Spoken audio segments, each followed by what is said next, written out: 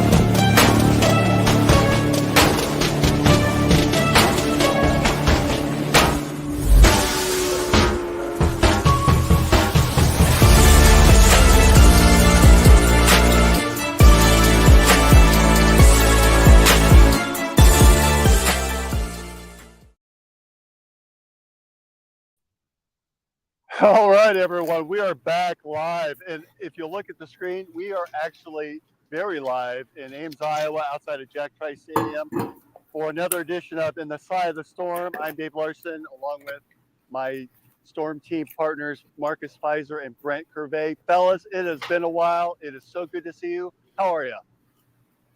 I'm doing well, blessed, for That's sure. It, man. Grateful to be here, man. That's what it's about. Well, we're here. We've finally survived spring and summer, and football season is now upon us. And in just, 3 short days, we're going to have a packed crowd here at Jack Trice Stadium as the Cyclones take on the North Dakota State. I think they're the Fighting Sioux or something close to that. Yeah, I'm excited. I don't even know. you know, this is my favorite time. I'm excited. Well, and of all seasons, this is one that has, I think we're all pretty jazzed about. I'm looking at all the press conferences have been going on now. The coaches' shows are now in full swing, and all the podcasts and news reports are coming out. This is really starting to shape up to be a pretty exciting year. We now have 16 teams in the Big 12, a little bit of a different formula in terms of scheduling. And now we've got really 3 big conferences between the Big 12, the SEC, and the Big 10. And then we've got the ACC, of course, that there's a lot of turmoil that seems to be going on over there. But all we can do is focus really on Iowa State right now. And you're right. I totally agree. This is an exciting time for all of us. Yeah, I'm looking forward to seeing what's going to happen with all of these mega conferences and see how we're able to compete. Hopefully, we can stay atop of the Big 12 like we've been doing over the last years, but to open it up to bring in more competition, I'm excited to see how we can fare in those times. I'm glad we got more. Obviously, I hope we get a couple more because obviously the further we travel, the more teams we play, the more exposure we get. So, that's something that Iowa State has lacked from a football perspective for years. So I just love adding the extra teams in, man, getting to Arizona and, Arizona State type of teams, like getting those guys in, we can move around and grab more fans from those states to choose for us. Looking forward to it. Well, and as we talked a little bit about this year's team, there's been a little bit of a change up defensively. Brent, I really would like to hear your thoughts on this. So for the last, 4, 5, 6 seasons, we've had that 3-man front that really has become pretty popular with a lot of teams now throughout the country. It's not just an Iowa State thing, but we were really on the forefront of that. And we've heard some discussions maybe going around that our defense may switch it up a little bit and go to a 4-man front. Can you, from your perspective, share what's the difference between a 3 and a 4 and some of those responsibilities, and how this defense might look this year and compared to what we've grown accustomed to? I mean, the reality is we usually have a bigger linebacker, so he's essentially like another lineman, right? So in our 3-3-5 defense, so it's really not much of a change from that perspective. Everybody has a certain gap they're kind of flying around, so to speak. But gosh, what was his 32? I forget his name from last year, but the bigger the guys, they're more gap fillers. So the heavier gap fillers are more interior linemen, so to speak. So most teams will do a 3-3-5 or a shell of a 3-3-5 defense if they don't have 4 solid linemen that they can play, let alone rotate. So that's kind of been I think not an issue, but something that Iowa State hasn't necessarily had. They haven't really been deep across the front to be able to play or maintain a 4-down front. So I think now we kind of got some bigger guys, some really good sized bodies in there, and we actually have depth. So that might actually help with that. So it's a lot better against the run. It's tougher for defenses to pick up on a 3-3-5 scheme because you really have no idea where the blitz is coming from. 4 downs are a little bit more predictable because then you got to drop a lineman out in coverage and blitz a linebacker sort of thing to kind of mix it up. But when you got 3 downs, you really don't know if, what linebacker's coming or if they're going to, throw a DB out there or whatever. It just allows for more, shelling, kind of showcasing things. But from what I've seen in clips, I haven't seen them in play, but it looks like we're fairly deep across the front. Guys look a little bit bigger, a lot stronger, a little faster. So I think that might be part of the reason we're, kind of sneak in some 4-down front. We've done it some too in the past as well, but a lot of people wouldn't necessarily notice it. When they walk a guy down, that's the same as a 4-man front. Just another linebacker, but now we have a guy's hand in the dirt and a little bit more stout against the run. So. Now, when you played, I won't say what year. Yeah. It's been a while. You were predominantly 4-man front, right? Yep, 4-man front. Yep. We were 4 down. 4 down to 3 backers behind. So and I think heavy on the run stopping. I think for us, we were really heavy on the run stopping. I think 05 was probably one of the best defenses from a run stopping perspective. Yards per game, that sort of thing. So, that definitely helps. And you had some studs behind you, right? I mean, as I remember, you had some pretty decent cornerbacks and safeties absolutely back there. Yeah, absolutely. Yep. Steve Paris, Nick Mosier, LaMarcus Hicks, and DeAndre Jackson. They were stout on the outside, so that helped us a lot too. So, and this year's defense feels a little bit like that team in that you've got some strong guys on the interior line, notably Dominique Orange, who, if you haven't seen him, he's a big guy. Yeah, he takes up a lot of space, and I get the sense that they really want to put more pressure on the quarterback this year. We didn't have quite as many sacks as we have had in years past, and maybe the 4-man front is going to help put more pressure on the quarterback. Yeah, it'll definitely help create more one-on-one opportunities up front. You got a 3-down front, it's basically 3 against 5, right? It's they can kind of tell who they want to leave alone, but there's always somebody to help. That makes sense. But if we got a 4-down front, it's kind of tough. You got 5-on-4, so now you can't necessarily dictate what side the rush is coming from. We can kind of run games up front and create mismatches, and gives us more opportunities to get the backfield. So I think that'll be big for them, having a 4-down front for sure. On the offensive side, we've got a lot of skilled positions that are coming back, led by Rocco Beck and Abu Sama at the running back position, but really dynamically, the wide receiver position, that looks like it's a huge strength for us. Jackson went down with a leg injury, which is disappointing, but we've got those transfers that are coming in from Army and from North Dakota State that seems to be like it's going to be something that we're going to have some people to be able to throw the ball to this year. Yeah, for sure. I think having that tight end too, is it what's his name? Brammer? Is it Brammer? Yeah, he's a stud. I mean, having him is going to help open up a lot of guys too. So when you got a good tight end, that can kind of take some pressure off of those receivers, that allows them to go actually be ball players too and make more plays. So be really good for Jalen and the guys on the outside. Got to kind of look at Jalen and another, I forget number 9. I forget their names. Don't have a roster in front of me, so I don't want to. Hey, this is our first game back ourselves, so give us a little bit of grace. We didn't have a preseason to be able to knock some of this out. Right. Yeah. But those guys, man, getting that. I've had my eyes on them, and they look like the receiving core looks really, really good. Physically, they look the part, and I think they're going to surprise a lot of people this year. So the depth chart came out the other day, and I did find it interesting that Jalen Knoll is both the kick returner and the punt returner. I guess if I had any concerns, that might be it. Having him back there, he's pretty valuable as a wide receiver. So I'll be curious to see how that shakes out as we go into the season here. But at the same token, he's someone that the coaching staff obviously trusts back there. So you got to put him in. But I'll be curious to see if they maybe change it up if he tweaks an ankle or something along the way, and they say, let's bring in one of the other younger guys to fill into that role. Yeah, it's possible. I think, you want guys that can for sure catch the rock and they know what to do with it in their hands, because he's been returning punts for us too. So, not a, major difference, but, I think you want somebody you want to give your playmakers a chance to make plays, and that's what he's good at doing. So it's a great start. I think, towards the end of the year, we'll see if that, kind of holds true. Maybe we get somebody in towards the end of the season, but I think that's a great way to, send a message. We want our best at all the best spots to impact the game. So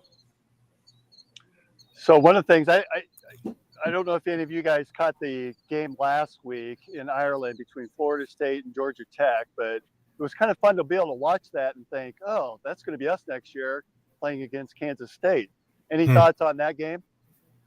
I didn't get to see it, so no, me either. I saw there was an upset, but I didn't see how everything went. It was a big upset. Florida State, I wouldn't say that they played their best game, but really Georgia Tech protected the ball, and they did a pretty nice job. They reminded me a lot of us.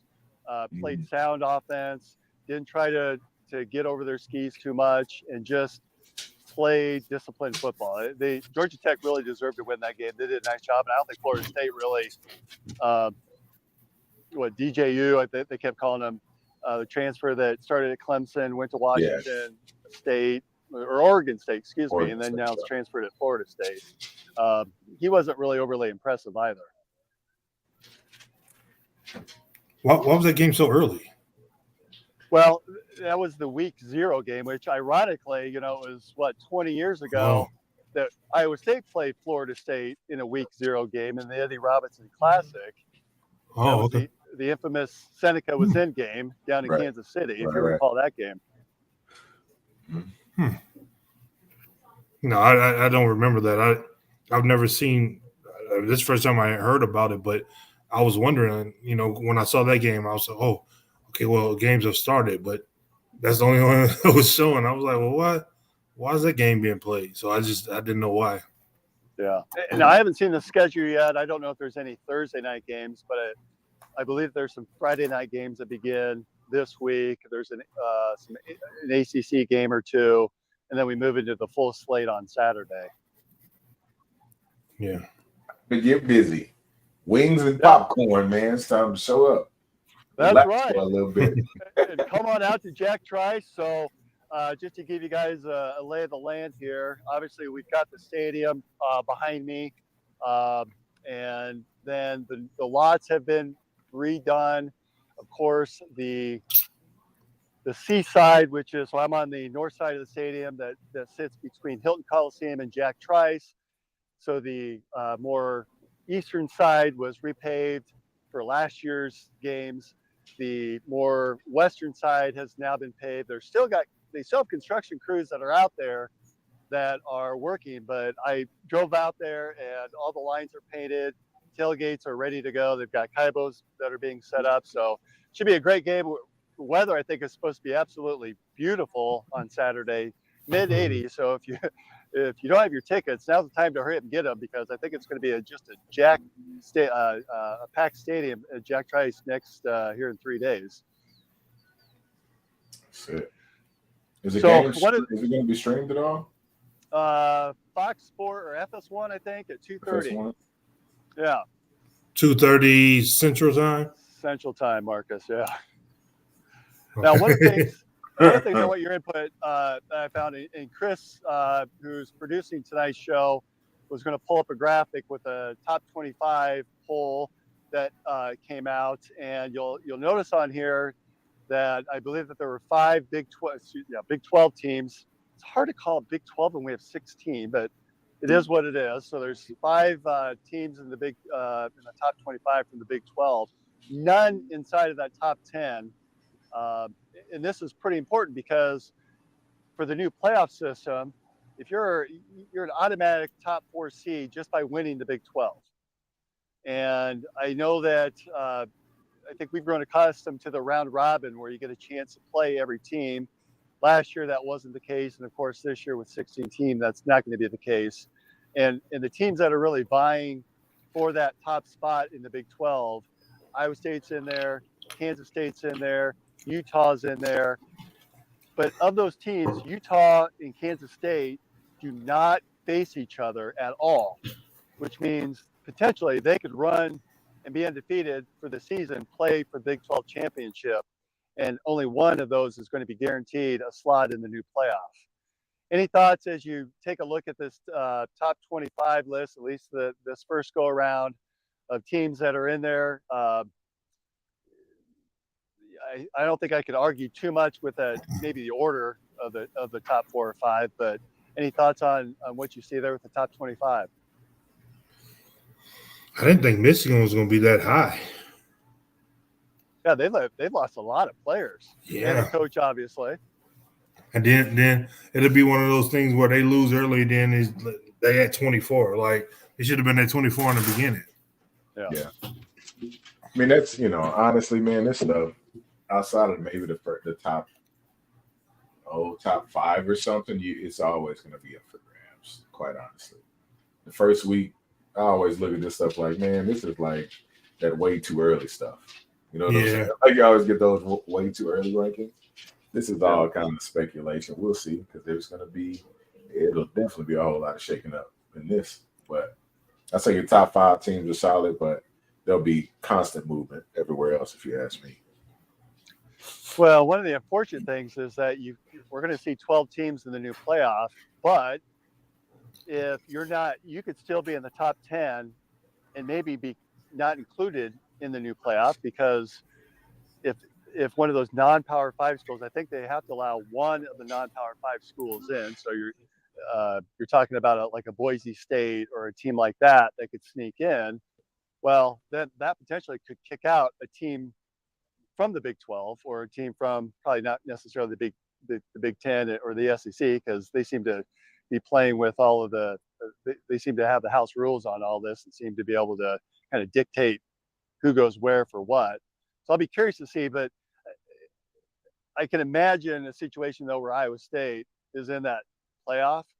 Could you imagine hosting a playoff game at Jack Trice Stadium in November? What that's going to be like? I'll definitely be there for that. Home field advantage, that's for sure. That cold is going to shock somebody. That means I guarantee you we'll have somebody from the South that comes up here.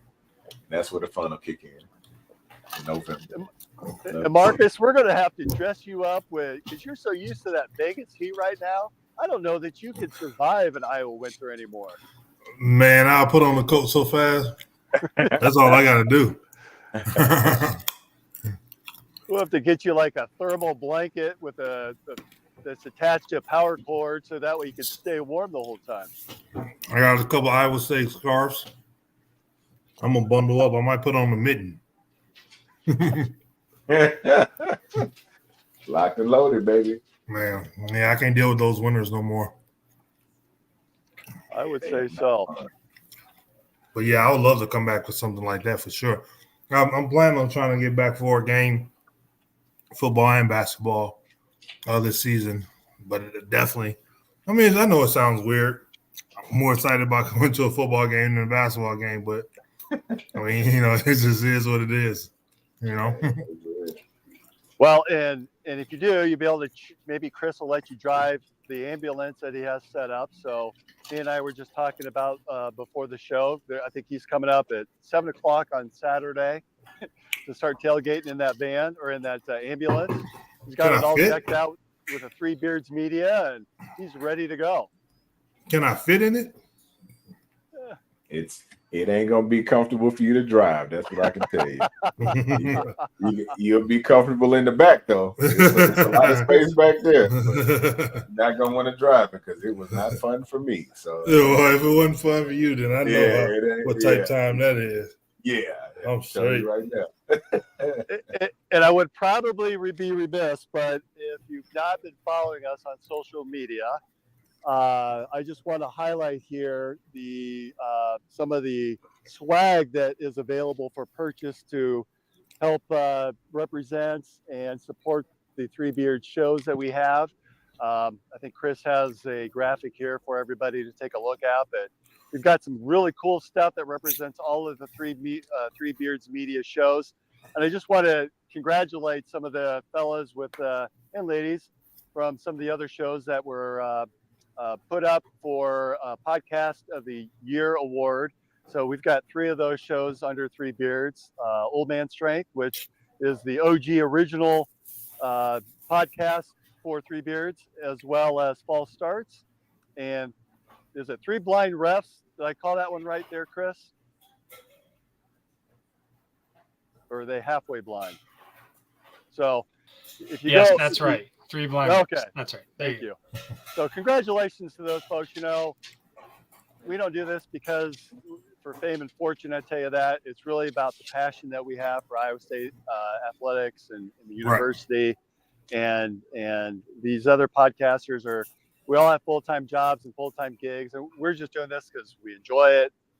It's a fun thing to do, but this is a great opportunity to help support us, help support Three Beards Media.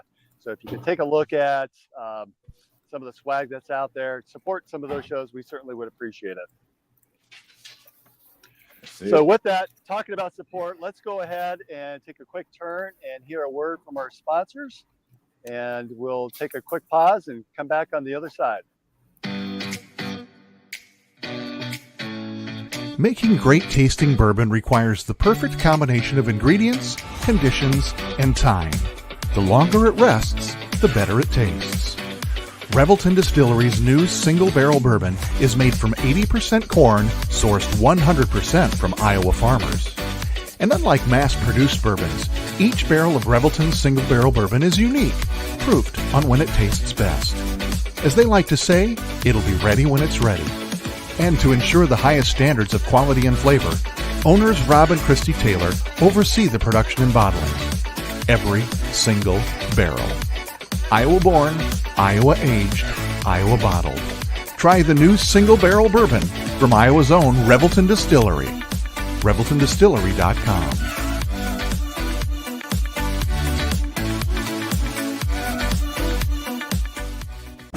In 2023, a crack Green Beret named Dan Douglas retired his military command and promptly escaped to a full-time career in real estate. Today, this man is wanted by home buyers and sellers who want to survive the process without spending a fortune. If you have a home to sell or want to buy one, maybe you can hire Dan Douglas at Green Beret Realty. You can find him at greenberetrealty.com. greenberetrealty.com. All right, we are back. My light has now shut off, so that's fine. So I want to show you guys. Check out that beautiful bridge. I've got a truck in the way, but doesn't that look pretty?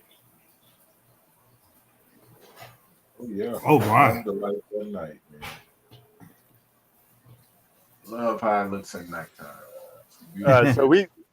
So we've got a new season upon us.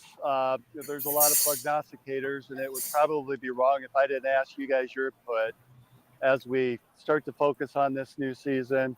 I've seen anywhere. Last year, of course, we ended up with the bowl loss down in Memphis. Our final record ended up being 7-6. which really probably exceeded expectations for what we had at the beginning of the year. Remember, a year ago, feels like forever, but we had all the gambling allegations. Hell, at this time, we didn't even know who was going to be the quarterback because of those gambling, the gambling issue that was out there. This year, quarterback position seems to be a lot more comfortable situation. We've got an established starter who can sling it. We've got a great set of wideouts and wide receivers. If anything, there may be a little bit of a question on the offensive line. However, I'm hearing some good things that are coming out. There seems to be a little bit more of a nastiness with this year's group. We've got more experience. As you recall, Brandon Black was a true freshman that started 5 games last season and really played well in that second half of the year. He returns this year as a sophomore, as a true sophomore. So with that, we've got a lot of returning starters, though, and a lot of experience.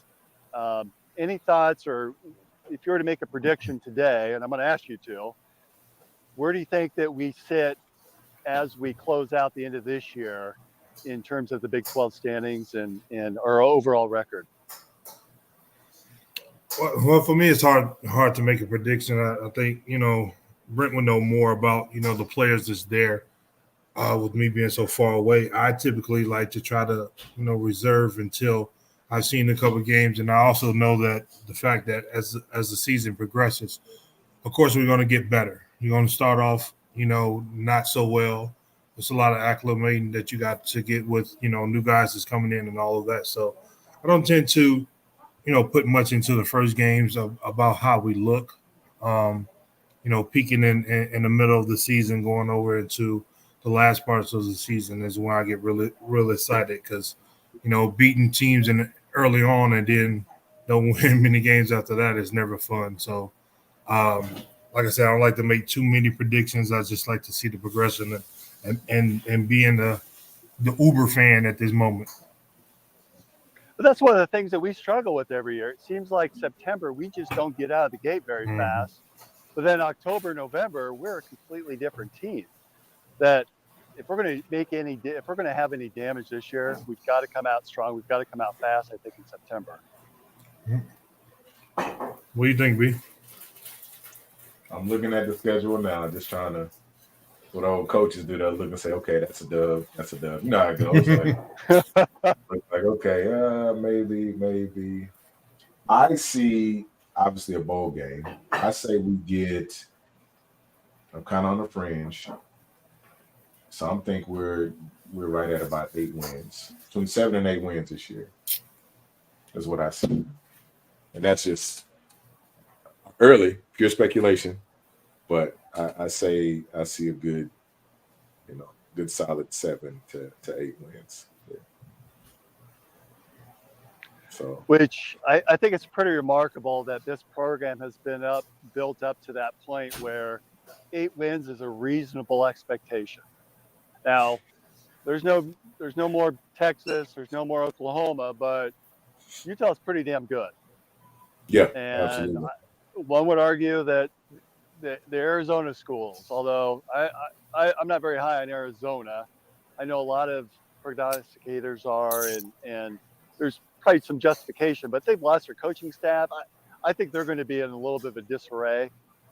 It's tough going and having 3 sets of coaches over a 3-year period. So yeah, and they're moving to a new conference. I'm not as concerned about Arizona as I am someone like a Utah who's proven themselves over the years. Now their fan base I'm about had it with, but I think this is going to be a really fun year in the Big 12. So you're thinking 8 wins, Brent? I got 8. Going 8. I think a big part of that happens in October. I think when we really start to waking up. But I think the first couple, I think we'll surprise people. I think we can obviously take the first game and we go to Iowa City. I know that's usually not a game that guys get up for, but I feel like it's been in the back of their minds for so long. I think we go up to Iowa City. Got some people, new coordinator up there, and I think we take a bad there. If we go through the start, we go there. feel real confident about them. Well, the unique thing about Iowa, and this came out in the news this week, I think it was this week or end of last week, that for the first time since 1978, a head coach by the name of Hayden Fry or Kirk Ferentz will not be on the sidelines because Kirk's suspended for that first game, Right. which then he comes back just in time for the game against Iowa State. That sets up a pretty intriguing storyline as they head into that game in Iowa City. What happened? I hadn't even heard that. Yeah, so there were some recruiting violations, I think, that were alleged with recruitment of the quarterback that was transferring from Michigan, that he hadn't quite left or hadn't entered the portal yet, and the Iowa staff had already contacted him. Oh, no. Yeah, well, everyone does it, so how they got Right. caught, I don't know. What happened with that one kid that was, I can't think his name. There was a lot of stuff about transferring out. We're talking Petrus? I don't remember his name. Like a lineman kid or something like that, or something about Alabama, going to Alabama, not going out with. Oh, you talking about Proctor? That's Brent's Proctor. guy. Proctor, yeah, he's back in Bama. He's back in Alabama. Back in Bama. Yeah, he went back to Alabama. He I think he figured he made a premature judgment on the coaching staff once Saban left and wanted to come back home. I think it's the old tale of being homesick. You know what I'm saying? You go away for so long, you know, around these new people, and you get home, being around your friends, you feel like the man again, and it's like, and I just think he realized once he got to Iowa that wasn't where he needed to be. So he was at Alabama first and then went to Iowa? Yeah. So he played at both? No, he didn't play. So he transferred in the spring. So right after that, Iowa. To Iowa. Yep. Gotcha. Okay. Now transferred right in the spring, and then as soon as that semester was up, he was right back. So did he even finish the semester at Iowa, or it felt like he came back until about spring break, and then he had to stay like around. You know what I mean? So yeah, he was here still. He had to finish the semester, obviously, for eligibility purposes, but you know, now these kids do classes online, so you know, I mean, working out with the team and all of that stuff. So I think he did, you know, kind of did his due diligence with that, and when he was ready, when it was time for him to be released, so to speak, he took off right back to Bama. So, which is where he should have stayed, but you know, you lose a GOAT like Nick Saban, it's kind of like, I don't know if I stick around. You get a great coach, right, coming in from Washington, but it ain't Nick Saban. So it ain't Nick Saban. Like you know, it's a little different. So, well, Coach Saban's keeping himself pretty busy with a lot of media, and I've seen some commercials. I think the one I saw today was one of those rental unit properties that you can go out and rent, and he's sitting there on the couch and telling people what to do as they're trying to rent out his place. Oh yeah, you're gonna still get that check. Oh, ain't no doubt about it. He's Brent's, he's Nick Saban, of course. Right. Yeah. I mean, he may need it. It slowed up a little bit after that. Checks slow up just a little bit. All right, so we're 2.5 days away. Been through spring practices, summer workouts, fall camp. We're 2.5 days away from the first game. What's going through the minds of the coaching staff, of the players? You know, they're probably sick of seeing each other in the hallways and hitting each other in practice. What's this week like for these players, Brent? Well, I mean, one, we don't have the old, we called them camp eyes when I was playing, but now you get to see other people, right? School is back in session, so I think it's been a little bit easier for the guys anyway, for the players, because they kind of get to, you know, some sort of normal life, so to speak, and having somebody around town other than them. But it's just the buttoning up at this point. It's all the making sure we got all the scenarios covered, you know, all the details are being taken care of and talked about right now. And guys just getting used to really just everyday fall school life, right? Football life. So ton of excitement, I'm sure, is just brewing up out there, and all the frat parties and stuff. So guys are excited to be out and seeing people at this point, because that's a tough month, man. When all you see is the same old dude. Right. There's nothing else, right? It's a tough month. So yeah, I think there's a lot of excitement just because they can, see something else, man. I just remember being so happy when I saw U-Hauls coming in town. I knew, like, oh, it's no longer just us. You know what I'm saying? Like, there's other people. There's civilian life that exists outside of these walls. And we stayed at the Microtel at the time. So, oh, man, so glad. So as they lead up into then Friday, walk us through what's that first Friday before your first home game? Oh, man, it's almost like the old high school days when you wore your jersey around. You were just so excited, right? Ready to play that first game. But, I mean, at this point, it's like, man, we've been preparing for so long. We finally get to put the shells on and hit somebody else. Tired of seeing these guys, like, we work against each other. Now it's time to go actually compete as brothers as opposed to fighting each other. You know what I mean? It's just probably can't sleep that Friday night. Everybody's trying to eat a little light and all of that stuff for the Saturday morning wake up. But just the excitement, man, and then the joy of actually getting to play somebody else for a change. Now, you both played big-time athletics, basketball and football here at Iowa State. Did you have a preference between Marcus for your tip-off time and Brent kickoff time of day? Was there a preference that you had that you preferred to play in, or did that matter at all? No, for me, it didn't matter at all. I mean, I was just ready to hoop. No matter what, like Brent said, you get tired of practice. Practice is, there's only so many elbows that I could have taken from Clint Varley and those guys in the post. So whenever the tip-off time was, the earlier was probably better because we got out of practice the day before, a little bit earlier. So now it's just whenever the game time was, just making sure you get enough rest. Prep for that and, get ready for lights on. I always like morning games. I like the 11 and noon kickoffs because really? I don't like I didn't really like to eat before games. So it was one of those, let me, get it in and have the rest of my day. Because, I mean, night games were fun, but it was such a long day. And I hated really long days on game days because it was, we got to get another walkthrough.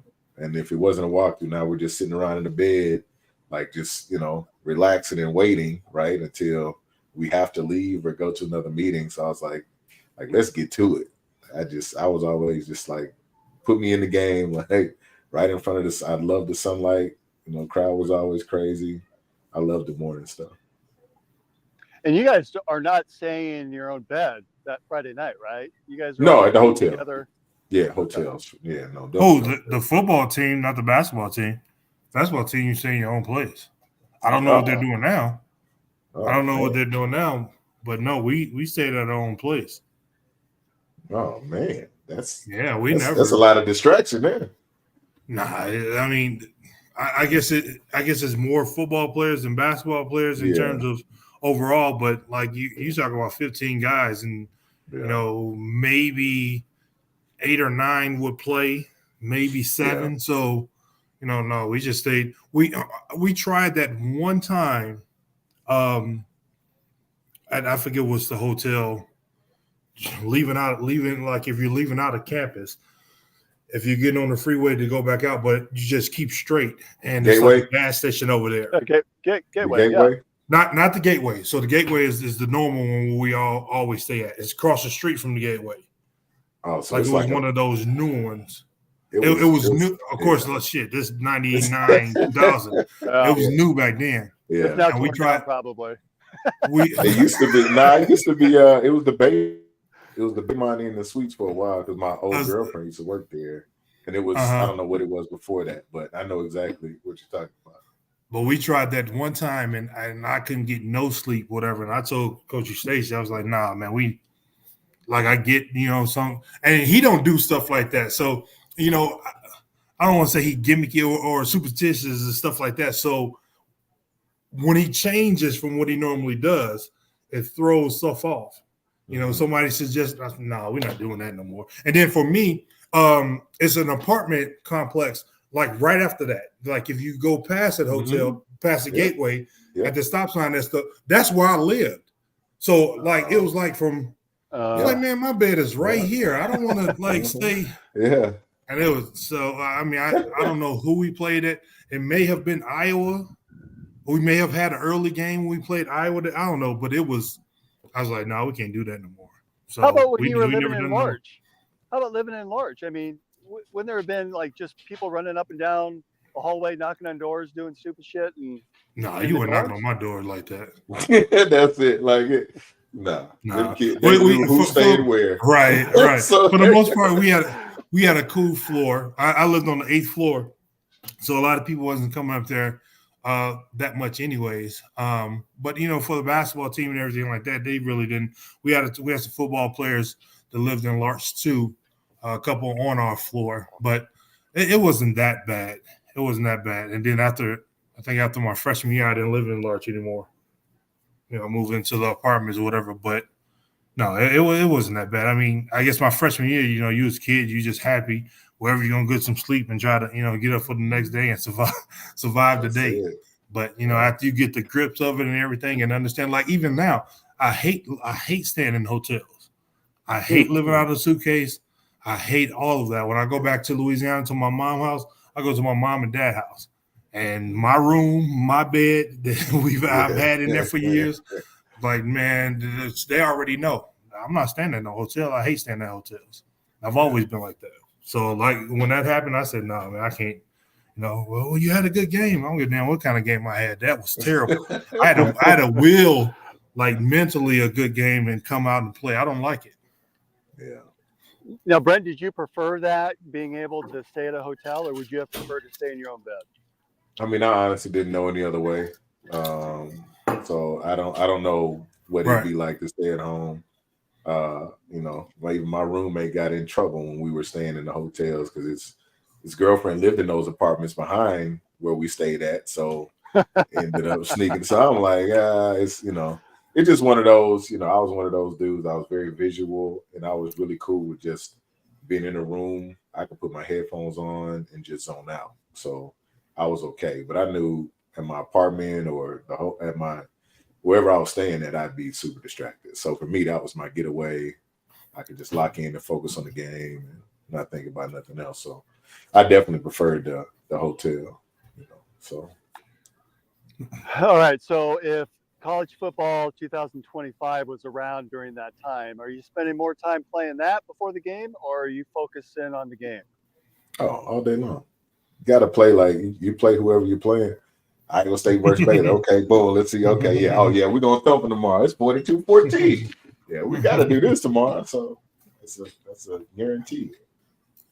And Marcus, have you created your own player that's 6'8" in shoes as a tight end? Man, I haven't played a video game in 20 years.